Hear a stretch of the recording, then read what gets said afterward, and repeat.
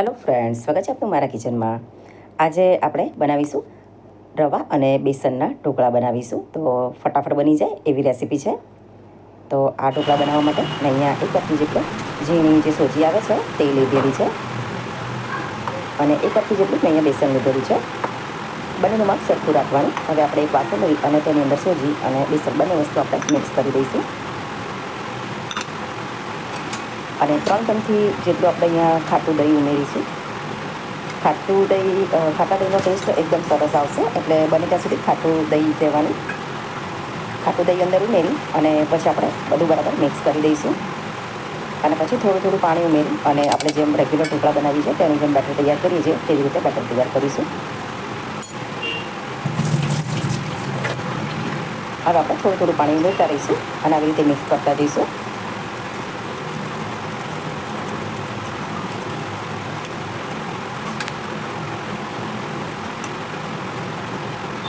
પછી થોડું પાણી ઉમેરી અને મિક્સ કરી દઈશું.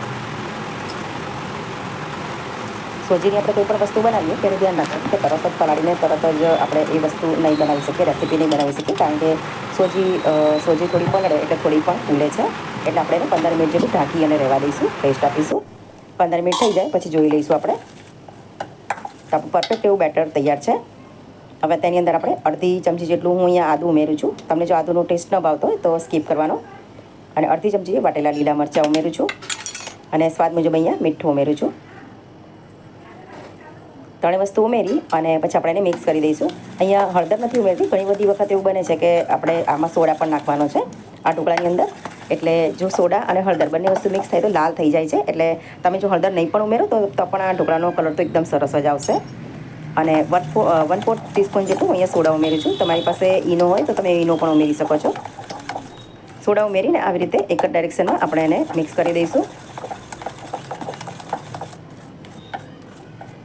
એક બાજુ આપણે ઢોકળિયામાં અથવા કઢાઈમાં તમને જે પણ અનુકૂળ આવે તે આપણે પાણી ગરમ મૂકી દઈશું અને ડીશની અંદર આ બેટરને આપણે કાઢી લઈશું. ડીશને આપણે પહેલાં તેલથી ગ્રીસ કરી દીધેલી છે. બધું બેટર આપણે પથરી દેવાનું છે આવી રીતે અને ઉપરથી આપણે લાલ મરચું અને તલ બંને વસ્તુ ઉપરથી સ્પ્રિંકલ કરીશું.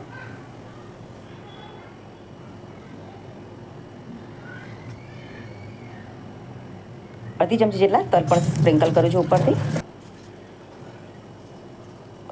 ઘણા લોકોને વઘારમાં તલ નાખે છે, તો તમે તેવી રીતે પણ નાખી શકો છો. હવે આપણે પાણી ગરમ થઈ ગયેલું છે તો આપણે અંદર આ ડીશ મૂકી દઈશું અને ઢાંકીને એને 15 મિનિટ જેટલું થવા દઈશું.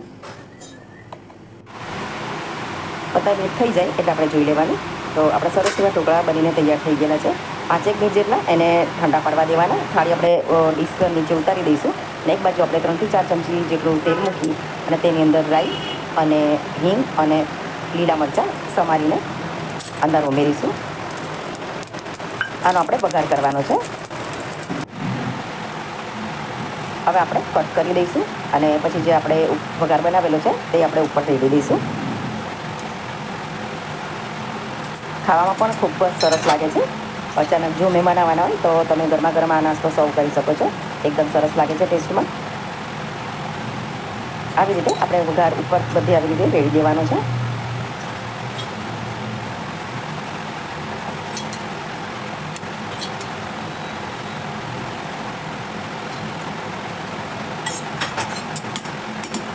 તો આપણા ઢોકળા બનીને તૈયાર છે. ટોમેટો કેચઅપ કે ગ્રીન ચટણી અથવા ચા સાથે પણ એકદમ સરસ લાગે છે અને બને પણ એકદમ સોફ્ટ છે. તમે જોઈ શકો છો. તમે એકવાર ઘરે જરૂરથી ટ્રાય કરશો. તમને જો મારી રેસીપી પસંદ આવી હોય તો મારી ચેનલને લાઈક, શેર અને સબસ્ક્રાઈબ કરશો. Thanks for watching.